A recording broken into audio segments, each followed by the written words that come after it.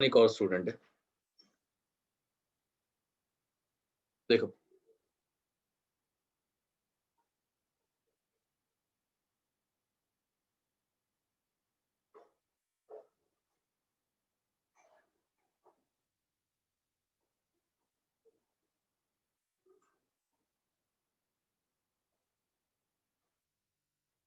हाँ जी, मैं रिकॉर्ड कर रहा हूँ, शांति रखो।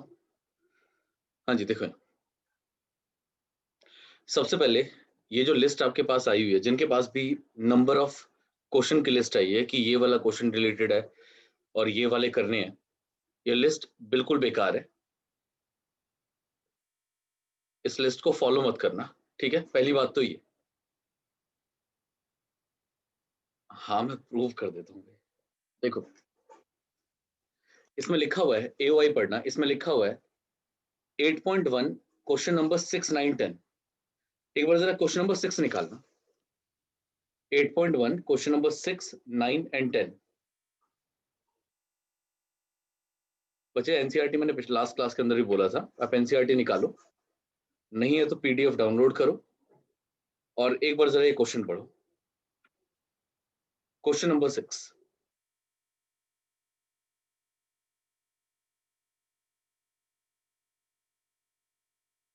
क्वेश्चन नंबर 6 है, find the area of the region in the first quadrant enclosed by x axis.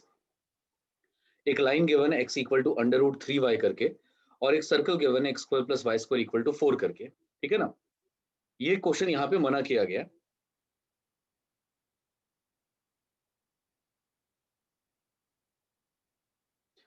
और ये आपका पेपर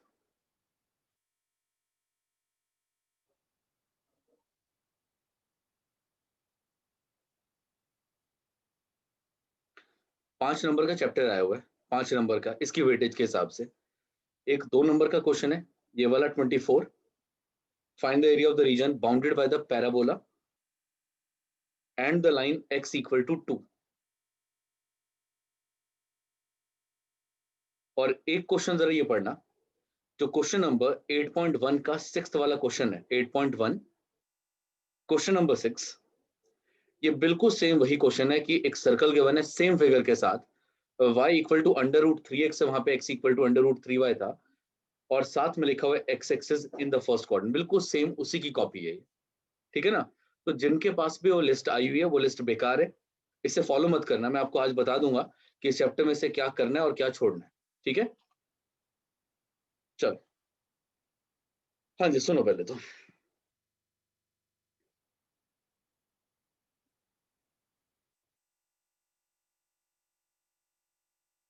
ये आप नोट कर सकते हो,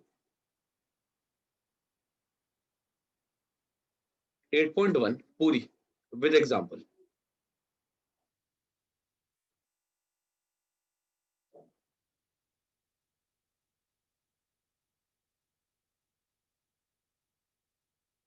एक बार मार्क कर लो, अगर आपके पास बुक है तो बुक के अंदर ही क्रॉस कर लेना, जो क्वेश्चंस नहीं आएंगे पक्का पक्का वो क्रॉस कर लेना।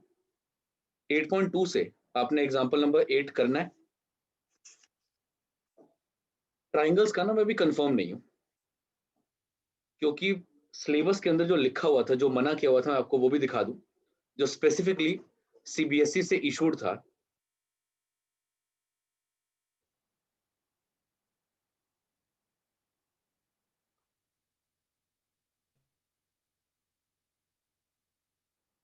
ये मैंने अंडरलाइन किया हुआ है, जरा यहाँ देखना। जो सीबीएसई से मना किया हुआ है वो है area between any of the two above said curves. Above का मतलब होगा कि वो देना चाहते थे, बट इतनी कामचोरी की है इन लोगों ने कि वो देना भूल गए कि कौन सी कर्व की बात कर रहे हैं।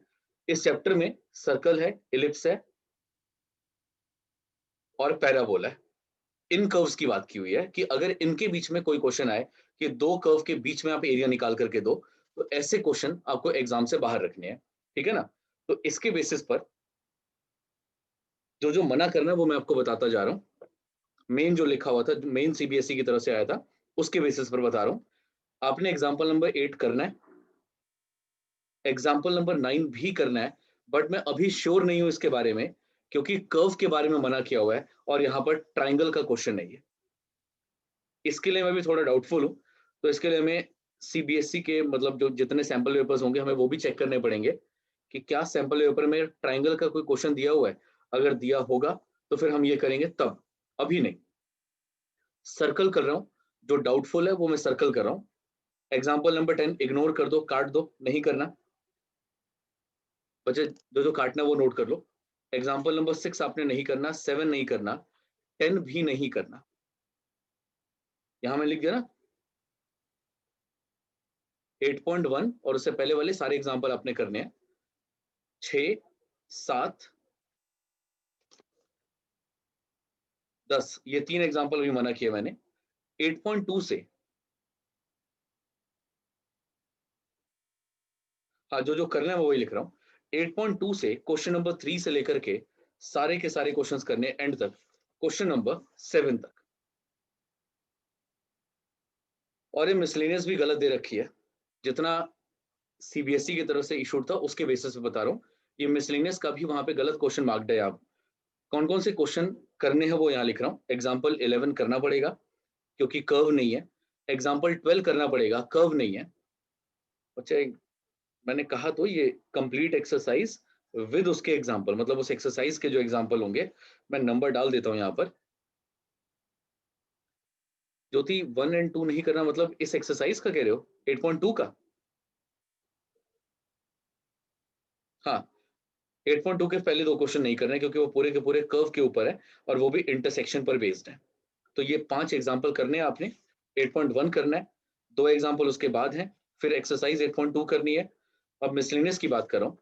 एग्जाम्पल 11, एग्जाम्पल 12 करना होगा आपने। अच्छा इसमें से डाउटफुल आपको बता दूं मैं, 4 और 5 अभी डाउटफुल है क्योंकि ये भी ट्राइंगल वाले ही क्वेश्चंस हैं, 4 और 5 वाले।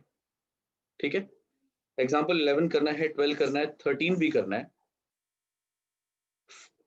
2 13 गिवन है पेज नंबर 373 पर, 2 13 गिवन है। ये अपर एग्जाम्पल 13 है। लोअर वाला कट कर देना, ये नहीं आएगा आपको लोअर वाला। एग्जाम्पल नंबर 14 बिल्कुल करना है, इंपॉर्टेंट एग्जाम्पल 14, ये करेंगे। इसके बाद मिसलेनियस में से सीधा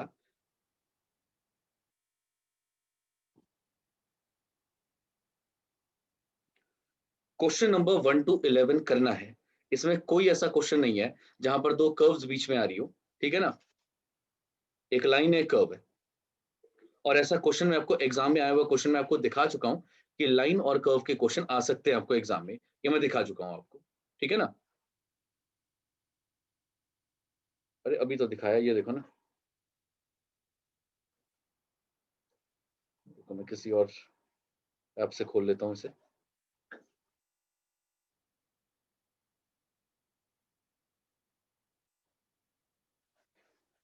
कर्व और लाइन वाले, दोबारा बोल रहा हूँ, कर्व और लाइन वाले क्वेश्चंस आप इग्नोर नहीं करके चलोगे, कर्व और लाइन करना है आपने। तो जितने भी क्वेश्चंस है कर्व लाइन वाले वो सब मैं मार्क करवा रहा हूँ। आप ये क्वेश्चन नंबर 24 पढ़ो, मैं इस पर मार्क नहीं कर पाऊंगा। आप क्वेश्चन नंबर 24 पढ़ो। एक पैराबोला है और एक लाइन है क्वेश्चन नंबर 24 में, 2 नंबर का क्वेश्चन आया हुआ है। तो पैराबोला और लाइन यानी कर्व और लाइन, इन पर क्वेश्चन पूछे जा सकते हैं, ठीक है ना। चलो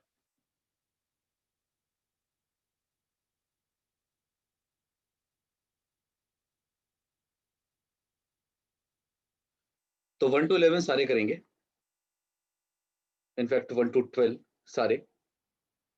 13 14 वही डाउट की लिस्ट में ट्राइंगल वाले क्वेश्चन से दोबारा। 15 कट कर देना, नहीं आएगा।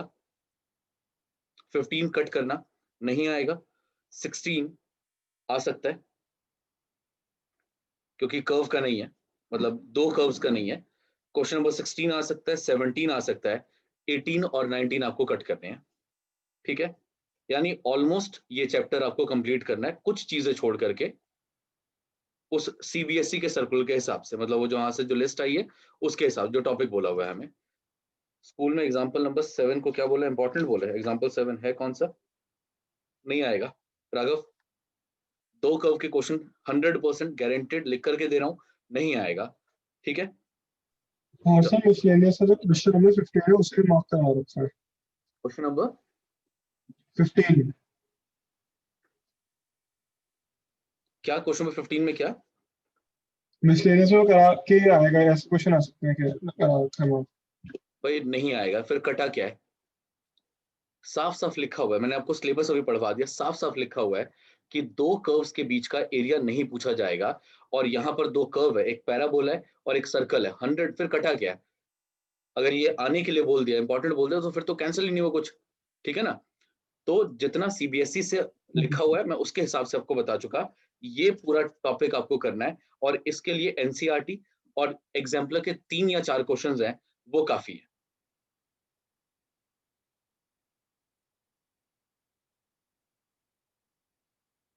मेन तो बस फिगर बन जाए बहुत होता है, फिगर बन जाए उसके बाद एरिया निकालना कोई बड़ी बात नहीं है। लास्ट क्लास के अंदर भी हमने देखा, फिगर बन गई थी, कहां से कहां तक का एरिया निकालना है, उसके बाद इंटीग्रेट करना, सब आता होगा हमें। हाँ जी, चलो स्टार्ट करते हुए 8.1 से।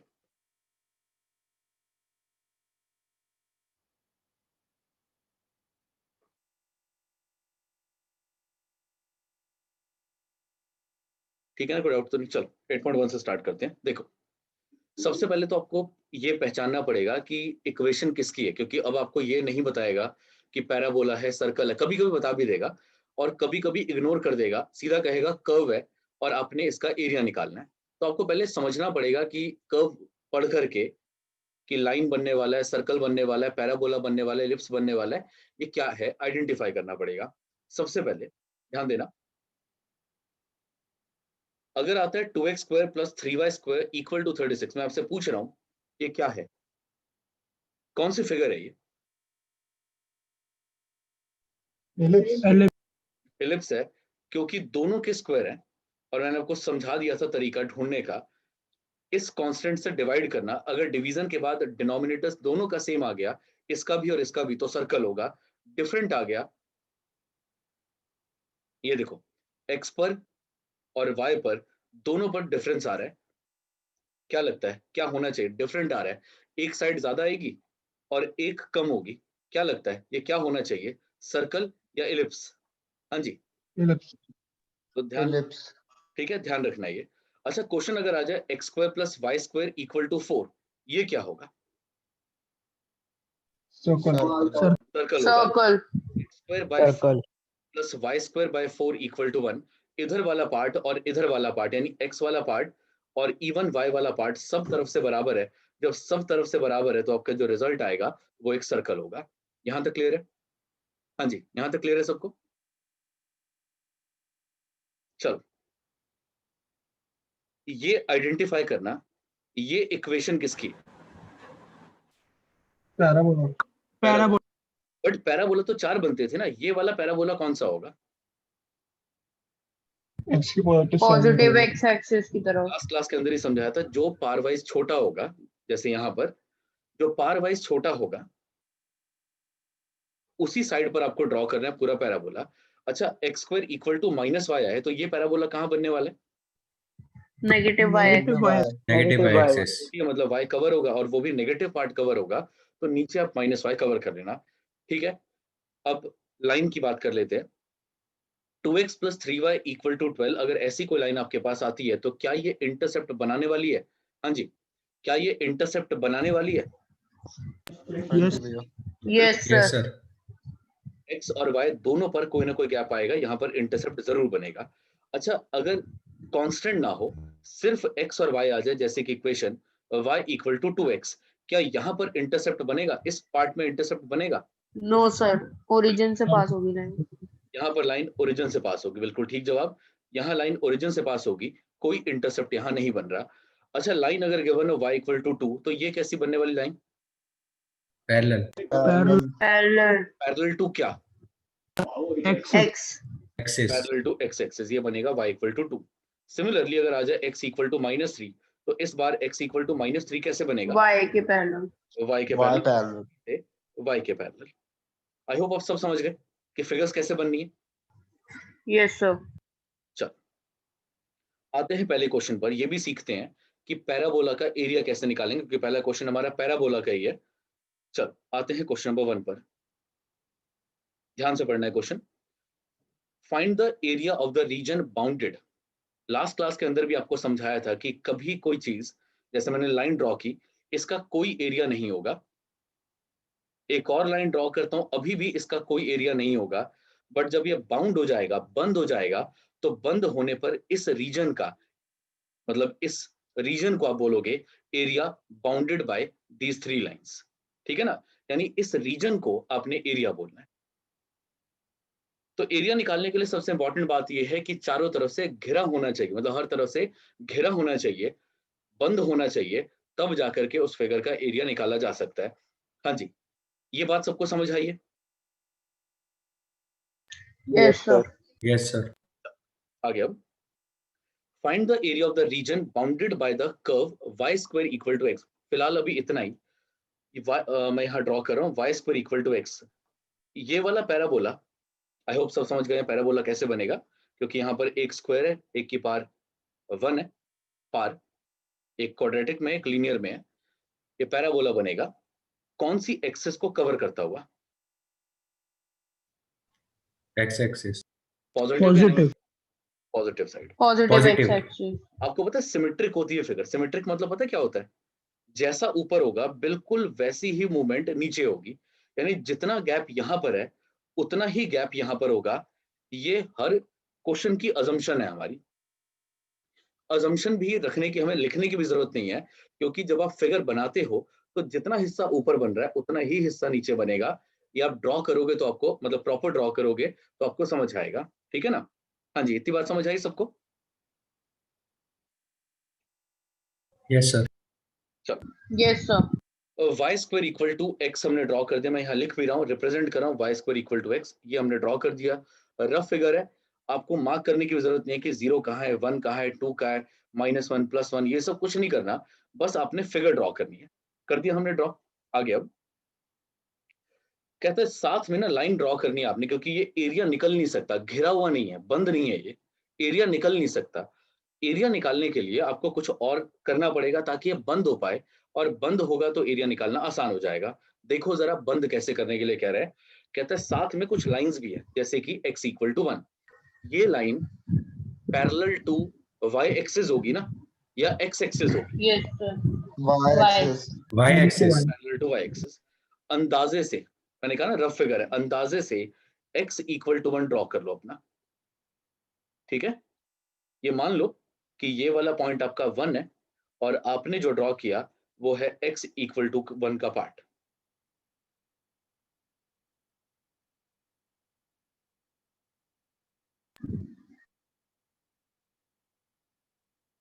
एक बात और, अब घिर तो गया, बंद तो हो गया, बट क्या सच में मुझे यही एरिया चाहिए? चेक करना पड़ेगा। आगे देखो क्या कहते हैं। No, sir. कहते हैं साथ में x इक्वल टू 4 भी होना चाहिए। चलो भाई, x इक्वल टू 4 बताओ कैसे बनेगा? पैरेलल टू y ना, या पैरेलल टू x? हाँ जी भैया, No, sir. Parallel to y। मतलब पैरेलल टू y बनेगा, या जैसे मैंने बनाया पैरेलल टू x वैसा बनेगा? कैसा बनेगा? Parallel to y। Sir, x equal to 1 की तरह ही बनेगा. ये बस वही अंदाजा है, तो आप गैप पे ध्यान मत देना। ये मत बोलना कि गैप इतना कम है और आप इसे 4 मान रहे हो, ऐसा नहीं। बस रफ फिगर है, काम चलाना है हमने। ये आ गया x equal to 4। Done, figure draw हो गई। अब जरा क्वेश्चन दोबारा पढ़ेंगे।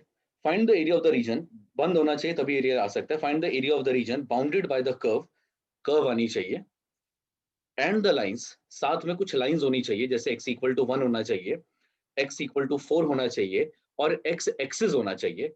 क्या ऐसा कोई एरिया है? पेपर में भी रफ बनाना है, बिल्कुल पेपर में भी रफ। फिलहाल जब क्वेश्चन पूछना उसका जवाब दो। क्या ऐसा कोई एरिया आपको दिख रहा है जो बोला गया है उनसे घिरा हो, और लिखा हुआ है सिर्फ फर्स्ट क्वाड्रेंट के अंदर अंदर चाहिए? पहला क्वाड्रेंट आप देख रहे हो ना, फिगर फर्स्ट में और Yes, फोर्थ sir. में दोनों में बन रही है। हमें फोर्थ से कोई मतलब नहीं है, हमें एरिया खाली फर्स्ट में चाहिए। आप बताओ फर्स्ट में क्या कोई ऐसा एरिया है जो parabola x equal to 1, x equal to 4 और x एक्सिस से घिरा हुआ हो, चारों से घिरा हुआ हो? ऐसा कोई? हाँ जी भैया। ये x रही equal to कर्व, 1 और x equal to 4 के बीच में. बिल्कुल। ये x इक्वल टू 1 की लाइन, ये x इक्वल टू 4 की लाइन, और ये आपका x एक्सिस, यानी चारों से घिरा हुआ जो एरिया हमें चाहिए,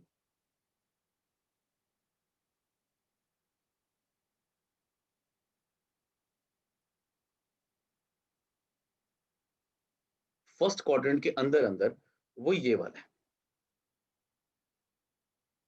हाँ, पहले तो आइडेंटिफाई करना समझ में आ गया कि आप आइडेंटिफाई कर पा रहे हो कि एरिया कौन सा निकालना है हमने, Yes, sir. पक्का ना? Yes, sir. Yes, sir. चलो एक काम तो पूरा हो गया, कम से कम आइडेंटिफाई कर पाए कि एरिया कौन सा निकालना है, एक काम हमारा पूरा हो चुका है। अब आगे बढ़ते हैं।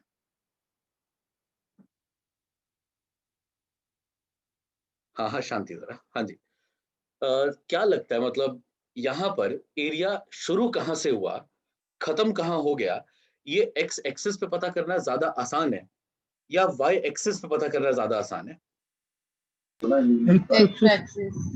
एक्स एक्सिस पे आप देख सकते हो कि एरिया शुरू हो रहा है 1 से और आगे बढ़ते बढ़ते खत्म हो जा रहा है 4 पे, यानी Four. शुरू कहाँ से हुआ, खत्म कहाँ पर हो रहा है, ये आइडेंटिफाई करना ज्यादा आसान है एक्स एक्सिस पे in comparison to y. Y पर ये तो समझ आ रहा है 0 पे शुरू हो रहा है, बट आगे कहाँ तक जा रहा है वो नहीं पता चल रहा, इसलिए वाई इग्नोर करके हमें एक्स ही कंसिडर करना चाहिए। ये बात पहले समझ आई सबको? 90% ऑफ द केसेस आपको एक्स एक्सिस से ही सॉल्व Yes, करने sir. हैं, बहुत रेयर होगा Yes, कि आप sir. वाई एक्सिस पे शिफ्ट करोगे, बहुत रेयर होगा, ठीक है ना? चल यहां लिख रहा हूं रिक्वायर्ड एरिया। जिस एरिया को हमें ढूंढना है, required area equal to start कहां से करें और खत्म कहां पर करें। Root 1 to x 4. D x. शुरू करना पड़ेगा, लिमिट आएगी एक्स एक्सिस की 1 से, और खत्म कहां करोगे? 4 पे. 4 पे खत्म करेंगे, करेक्ट है? 4. यहां तक सुनना अभी।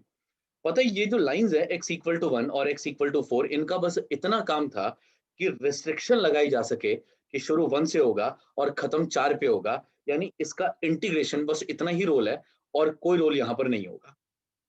समझ गए इतनी बात? Yes, x sir. Equal to 1 का और x इक्वल टू 4 का इंटीग्रेशन में कोई रोल नहीं है, सिर्फ इतना कि शुरू कहां से हुआ और खत्म कहां पर हुआ। अच्छा राघव, रफ फिगर ही बनानी बच्चे, फेयर फिगर जब बोला हो ना, ड्रॉ द ग्राफ या ड्रॉ द रफ स्केच, तो आपको ड्रॉ करना पड़ेगा अच्छे से, नहीं तो फिर आप रफ से काम चला लो, ठीक है? हाँ जी, यहां तक क्लियर हुआ पहले सभी को? Yes, sir. अंश यहां तक क्लियर है दोनों? हाँ जी। चलो अंशदीप आपको भी ठीक है बच्चे, चलो बढ़ते हुए आगे।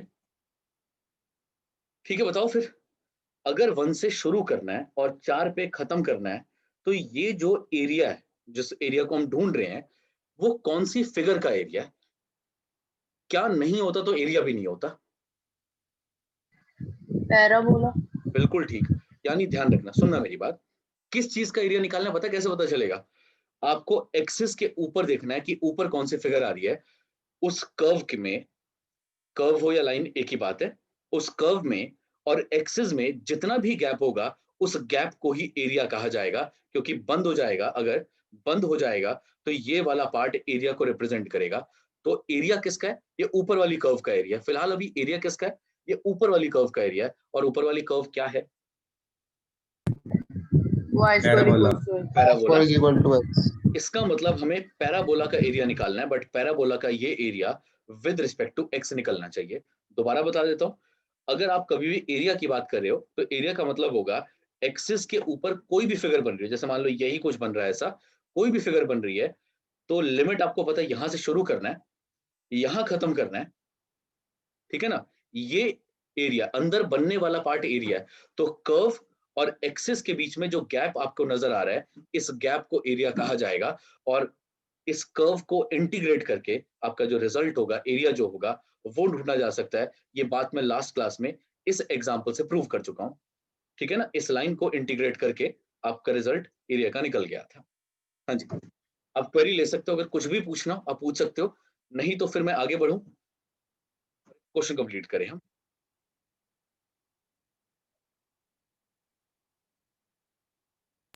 No doubt, sir. ओके, मैंने लास्ट क्लास की भी आपको समझाया था, आपकी लिमिट एक्स की है, इंटीग्रेशन एक्स के हिसाब से हो रहा है, तो अंदर फंक्शन भी इन टर्म्स ऑफ एक्स आना चाहिए ना? हाँ जी, हाँ जी Yes, भैया। sir. हमें तो गिवन है इक्वेशन ऑफ पैराबोला एज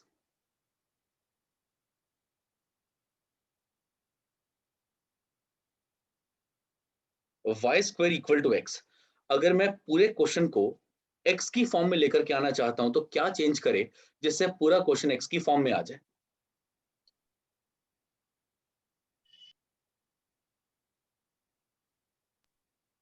भैया अंडर रूट लगा देंगे दोनों साइड पे, तो y is equal to under root x हो जाएगा, फिर ठीक। उसको fx मान लेंगे। बिल्कुल ठीक, आपको हमेशा यही करना है कि y की वैल्यू निकालनी है इन टर्म्स ऑफ x, ठीक, ताकि आपका जो y है वो function in terms of x को रिप्रेजेंट कर पाए। ये बात समझ आई? सारा क्वेश्चन x की फॉर्म में चाहिए, इसलिए आपको y की वैल्यू निकालनी पड़ेगी, तभी कहा जाएगा हमारा function equal to under root x है, क्योंकि y और fx एक ही बात होती है। हाँ जी, कोई डाउट है? नहीं भैया। ये अच्छे से समझ लो, क्योंकि हर क्वेश्चन में y निकालना पड़ेगा। अगर आप इस क्वेश्चन को x से सॉल्व करना चाहते हो तो सारा क्वेश्चन आपको x में भेज देना होगा ताकि आप x को इंटीग्रेट कर पाओ, ठीक है? चलो, डाउट होगा तो यहाँ लिख देना, रोक देना, बोल देना, जैसे भी होगा। चलो आगे बढ़ते हैं अब जरा। 1 to 4 पैराबोला को इंटीग्रेट करना है। यहाँ पर अंडर रूट एक्स है जिसे इंटीग्रेट करना पड़ेगा। इंटीग्रेशन मैंने लास्ट क्लास में बता दिया था, एल्जेब्रिक है। क्या करोगे इसके साथ? एक्स की पावर हाफ है, क्या करोगे? Half plus one upon half plus one 3/2। Half plus one 3/2 हो जाएगा, और नीचे भी हाफ प्लस वन कर देना है तो वो भी 3/2 हो जाएगा। प्लस सी लिखो यहाँ पर। नो सर, वो कैंसिल नहीं होता है। प्लस सी लिखने का फायदा ही नहीं है, यहाँ लिमिट जरूर प्लेस करना। और अब बारी आती है रेंज निकालने की, तो 2/3 कांस्टेंट बाहर कर दिया। बारी आएगी पहले x की जगह 4 पुट करना, और उसके बाद x की जगह 1 पुट करना है। ये आपका रिजल्ट होगा। अब एक काम करना, 4 को, मुझे यहाँ पे रूट हटाना है ना, 4 को किसका स्क्वायर लिखा जा सकता है? 2 का। 2 का स्क्वायर। अर्पित, सॉरी, ये प्लस सी इसलिए नहीं लिखते बच्चे, वो बाद में ना कैंसिल हो जाएगा। आप देख रहे हो ना, एक बार पहले इसी क्वेश्चन में आपको 4 डालना है, फिर उसके बाद 1 डालना है। तो आप जब लिखोगे, मान लो यहाँ पे सी लिखा, पहले आपने 4 डाला, फिर उसके बाद आपने 1 डाला, तो सी वाला पार्ट अपने आप ही आपस में कैंसिल हो जाएगा, इसलिए आपको लिखने की जरूरत नहीं पड़ती यहाँ पर, ठीक है? Okay sir.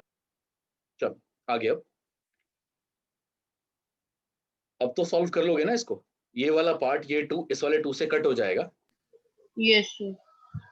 2 का क्यूब बचेगा, फाइनल आंसर हो जाएगा 8, और 1 की पार तो जो मर्जी हो जाए 1 होता है। फाइनल आंसर आ गया 14/3। पेपर के अंदर ये स्क्वायर यूनिट्स जरूर लिख करके आना, ठीक है? हाँ जी, कोई क्वेरी है तो पूछो, नहीं तो फिर हम अगले क्वेश्चन की तरफ मूव करें। No doubt sir. Question number 2 पढ़ लो, होमवर्क से दे रहा हूं मैं।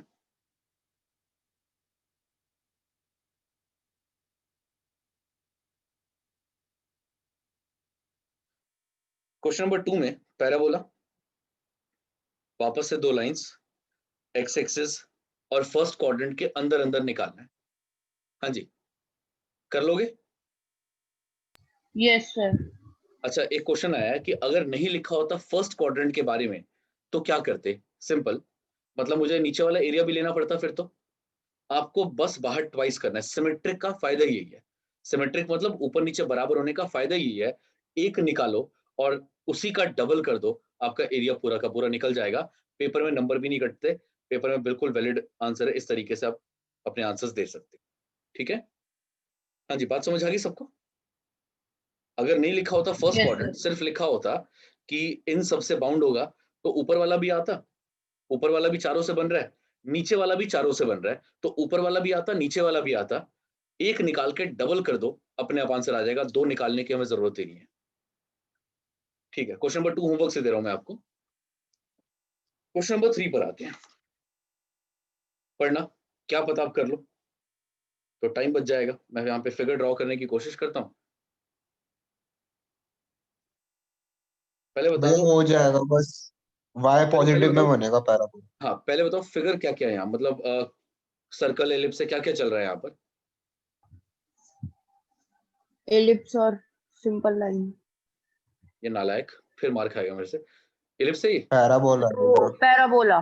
Parabola parabola line. कौन सा? कौन सी एक्सिस वाला parabola? y positive positive y. Positive y. लो कर दिया ड्रॉ। अब और देखो और क्या बोला हुआ है। सर दो y लाइन equal to बनेगी x से 4, पैरेलल 2 y और equal 4 to की। 4. अब रफ फिगर है तो ये 2 मान लो और ये ऊपर वाला 4 मान लो।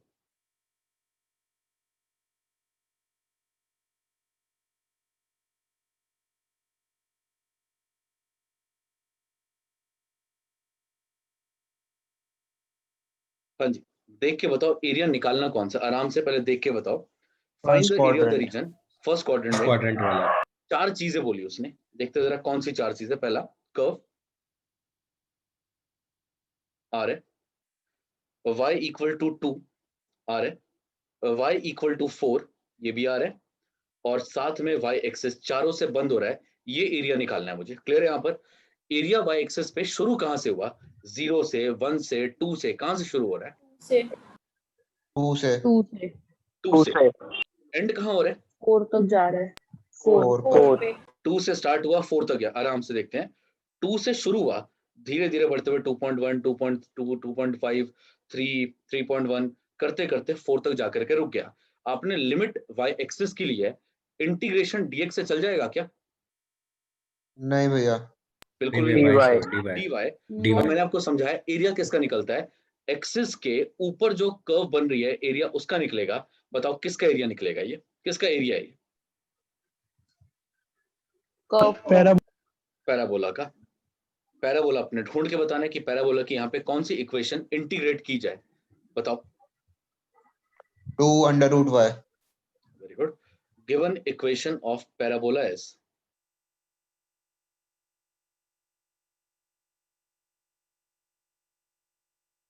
किसकी वैल्यू निकालू, y की ना। y इक्वल टू कितना होगा, y इक्वल टू, भैया x की निकलेगी। भैया x. x equal to इस बार चेंज क्यों है, इस बार x क्यों, y क्यों नहीं? सर dy भैया ले गिवन लेना. y है ना, अगर क्वेश्चन गिवन आपका y है। dy की फॉर्म में है तो अपने सारे क्वेश्चन को y में चेंज करो, मतलब यहां से x की वैल्यू निकाल लो, ताकि फंक्शन हमारा इन टर्म्स ऑफ y नजर आए आपको। ठीक है, सारा क्वेश्चन y की टर्म में होना चाहिए। √4y dy, 4 तो रूट से बाहर आके 2 हो सकता है, यहाँ 2 लिख दो, 2 to 4 अंडर रूट y का इंटीग्रेशन निकाल लेना। अच्छा एक बात मुझे बताना, एक मिनट, एक बात मुझे बताना, अगर मुझे ये वाला पार्ट भी कवर करना होता, फर्स्ट क्वाड्रेंट की जगह ये वाला पार्ट भी कवर करना होता, तो मैं इस क्वेश्चन में क्या चेंज करता जिससे रिजल्ट 2 दोनों से तरफ का आ मल्टीप्लाई जाता? कर देते हैं। सिर्फ Multiply by 2 से 2. 2 से मल्टीप्लाई। मल्टीप्लाई. ठीक है ना, ये बात भी समझ गए। ओके ओके, एक जवाब और दे दो, यहाँ dy क्यों लिखा, dx से क्यों नहीं हुआ? भैया गिवन थी ना, y की वैल्यू गिवन थी 2 4, उसके अंदर Limit y x की की ली है. निकालते तो अलग अलग आती। अगर मुझे x की लिमिट समझ में आती कि x में ये कहां से शुरू होगा और कहां जाकर के एंड होगा, तो मैं x एक्सिस को लेता। बट यहाँ पर y से ज्यादा आसान पड़ रहा है, क्योंकि पता लग रहा है y में 2 से शुरू होगा और 4 पे जाके खत्म हो जाएगा। तो लिमिट आपने y की ली, इसलिए इंटीग्रेशन भी y के हिसाब से करना पड़ेगा। हाँ बच्चे, जिसने डाउट पूछा क्लियर हो गया? चलो आगे बढ़ते हैं, नेक्स्ट।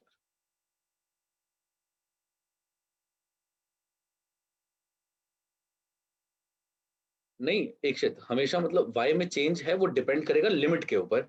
जैसे लिमिट आप यहाँ प्रेफर करोगे वैसा रिजल्ट आपको यहाँ पर रखना होगा। ठीक है ना? चलो हाँ बच्चे, कोई डाउट है किसी का तो पूछ लो, नहीं तो फिर आगे बढ़ते हैं नेक्स्ट क्वेश्चन की तरफ। अब आसान होते जाएंगे ये वाले क्वेश्चन। जब तक 2 फिगर के क्वेश्चन नहीं आते ना तब तक बहुत आसान है। जब 2 फिगर के आएंगे तो थोड़ा सा काम बढ़ जाएगा, बट आपके कॉन्सेप्ट सेम रहेंगे। हाँ जी, क्लियर है सर.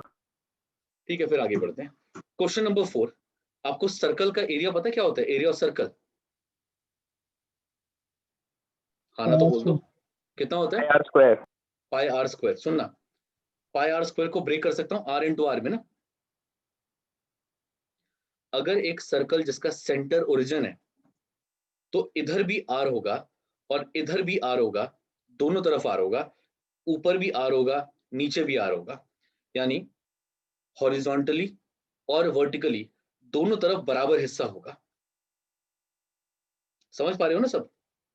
इसलिए एरिया है पाई, इधर वाला भी, हॉरिजॉन्टल वाला भी और वर्टिकल वाला भी, पाई आर इनटू आर। सेम ऐसे अगर आपको एरिया ऑफ इलिप्स ढूंढना है ना,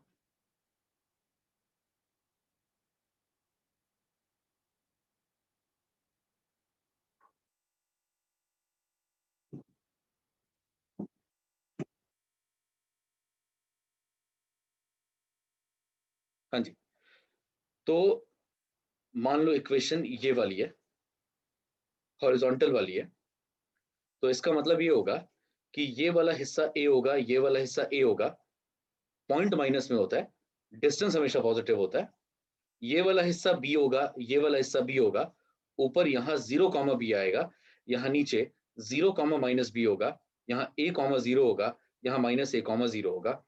एरिया ऑफ इलिप्स के अंदर भी सेम वही फॉर्मूला कॉपी करना है आपने, पाई, एक हॉरिजॉन्टल डिस्टेंस और एक वर्टिकल डिस्टेंस, फॉर्मूला होता है एरिया ऑफ इलिप्स का पाई ए बी, ये फॉर्मूला याद रखना, ठीक है? जैसे पाई आर स्क्वायर आपने याद किया हुआ है कि रेडियस और रेडियस दोनों का मल्टीप्लिकेशन है, वैसे ही ए और बी दोनों का मल्टीप्लिकेशन निकाल करके आपके पास एरिया ऑफ इलिप्स आएगा, ये फॉर्मूला याद रखना। हाँ जी, कुछ क्वेरी यहां तक?